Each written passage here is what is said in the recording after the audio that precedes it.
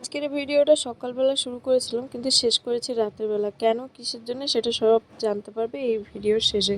তো চলো ভিডিওটা শুরু করা যাক। Hello everyone, good morning. আমি বিশাখা চলে এসেছি আরও একটি নতুন ব্লগ ভিডিও নিয়ে তোমাদের সাথে শেয়ার করতে। আর আমি ছেলে নিয়ে কি করে কি করি, কোন দিন কী কাজ করি আমার তো কোনো ঠিক ঠিকানা থাকে না। তবে আমার ছেলের সাথে আমি ডিস্কো করছি আর ওকে রেডি করছি। আর ওর সাথে না জামা প্যান্ট পরাতে গেলে প্রচুর পরিমাণে নাটক করতে হয়, ঢং করতে হয়, মানে কত কী না করতে হয়। মাঝে মধ্যে তো এত রাগ ধরে মনে হয় যেন দেয়ালে মাথা ঠুকে দিই, কিন্তু দেয়ালে তার মাথা ঠুকতে পারবো না। না, নিজের মাথা ঠুকতে পারবো বাট ওর পারবো না। দেখো জামা প্যান্ট পরতে পরতেও ও কিন্তু হাতে ফোন ধরে রেখেছে। আর সবচেয়ে বিরক্ত লাগে বেশি এটাই আমার, যে ও ফোন দেখতে গেলে ফোনটা ছাড়তে যায় না। যদিও বা ফোন দেখার নেশাটা আমার জন্যই লেগেছে, কারণ কি যখন ও ওই 8-9 মাস মতন ছিল তখন থেকে ওকে নিয়ে, যেহেতু আমি কাজে যেতাম তো ওকে ফোন দিয়ে বসিয়ে রাখতাম, ও ফোন দেখতো। সেই থেকে ফোনের একটা নেশা আছে। আর ইদানিং করে বেশ কয়েক মাসের বেশি, 1 বছরের মতন হতে যায় গেমের নেশা লেগেছে। তো সেটাকে ছাড়ানোর চেষ্টা চলছে, বাট ও আগের থেকে অনেকটাই কম হয়ে গেছে। আর মানে ওকে খেলতে দিই না, ফোনটা তেমন একটা হাতেও পায় না। আর পেলেও ওই টাইম লাগিয়ে দিই ফোনে, অ্যালার্ম 10 মিনিট, 5 মিনিট, 20 মিনিট করে ওকে ফোন দেওয়া হয় ওই গেম খেলবে বলে। অ্যালার্ম বেজে গেলেই সঙ্গে সঙ্গে বন্ধ করে দেয়। তো ওরকম করে করে আগের থেকে অনেকটাই কমে গেছে ওর গেম খেলা। তো যাই হোক, এখন দেখো সোজা ওই যে ছেলেকে রেডি করেছিলাম, তারপর শরীরটা তো মোটেই ভালো লাগছিল না। সারাদিন শুয়ে বসে এদিকে ওদিকে আড়গোড় খেয়ে খেয়ে দিনটা কাটিয়ে দিয়েছি। হ্যাঁ, রান্নাবান্না কিন্তু করেছি, থালা বাসন কাপড় চোপড় কিছুই করা হয়নি। তারপর ভাবলাম যে রাতেরবেলা তোমাদের দাদাভাই আসলে তারপরে কাজবাজগুলো করব। তো যেরকম চিন্তা ভাবনা সেরকম কাজ। তো রাত্রেবেলায় এসব পর তোমাদের দাদাভাই এখানটায় দেখো আলু, মটর, গাজর, টমেটো সব কিছু দিয়ে একটা শুকনো শুকনো তরকারি করছে। যেহেতু ভাত ছিল, পরশুদিনের ভাত ছিল, একটু বেশি রান্না করে ফেলেছিলাম। তো ভাবলাম ওরই মধ্যে একটুখানি চাল দিয়ে রাতেরবেলা ফেনা ভাত করবো। তো ভেবেছিলাম মটর আলু ওরই মধ্যে দিয়ে করে নেবো। তো তোমাদের দাদাভাই বললো না আমি তরকারি করছি একটা, কারণ ওইরকম সবসময় ভালো লাগে না।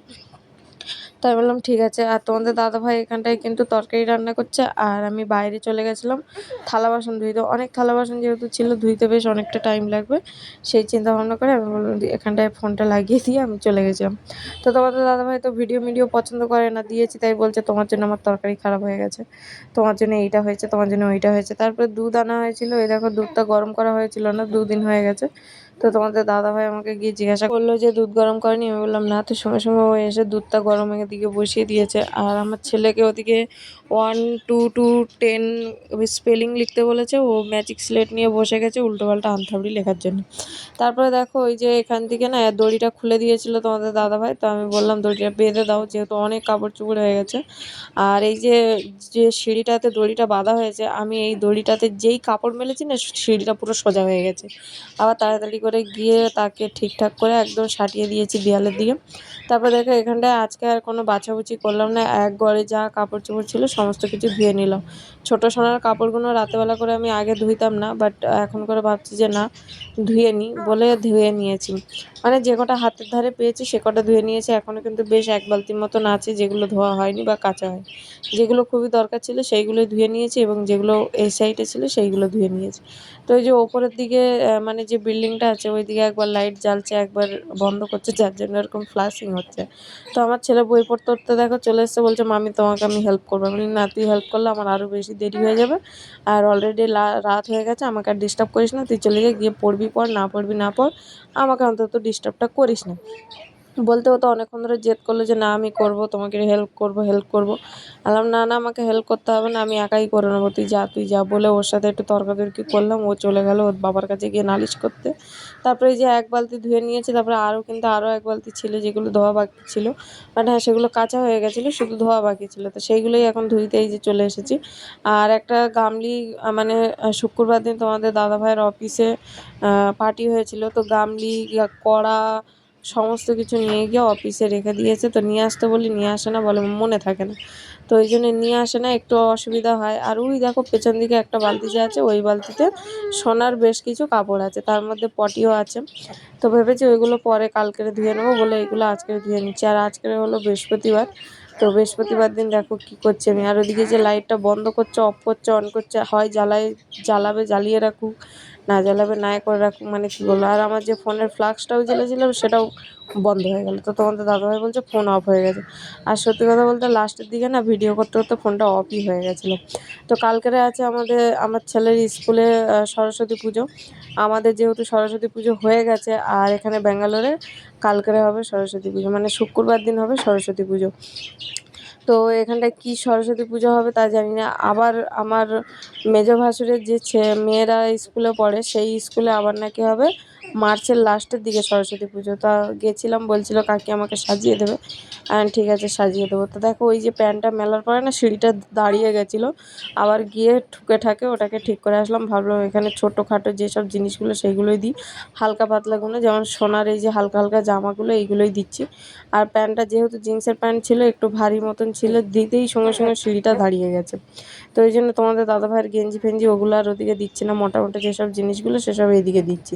তারপর তোমাদের দাদাভাই আসতে আমি আবার তোমাদের দাদাভাইকে বলছি যে জানো এটা দেওয়ার সময় সময় না সিঁড়িটা কেমন দাঁড়িয়ে গেছে। তা বলছে দাঁড়াও আমি এ মাসে বা সামনের মাসের দিকে তোমাকে অ্যাঙ্গেল কিনা ভালো করে দড়ির এটা করে দেবো। আর এই দড়িটা দেখো ওইদিকে সরে গেছে। তা বললাম না এ মাসে আর করতে হবে না, যেহেতু দেশে যাচ্ছি দেশ থেকে ঘুরে আসি, দেশ থেকে ঘুরে আসলে ভালো করে করা হবে। এখন যেহেতু চলে যাব, কতদিন প্রায় 1 মাস মতন চলে যাব, ওইভাবে থাকবে। আর নিচে ওরা যে কাপড় চোপড় মেলতে আসে না, ক্লিপ ফিলিপ সব নিয়ে পালিয়ে যায়, মানে ওনাদের যে কাজ করার লোকটা আসে নিয়ে চলে যায়। এটাই খারাপ লাগে যে নিয়ে চলে যায়। ইউজ করবে ঠিক আছে, নিয়ে ক্লিপগুলো লাগিয়ে ফের যেখানকার জিনিস সেখানে রেখে দিক, না উনি নিয়ে নিচে চলে যাবে।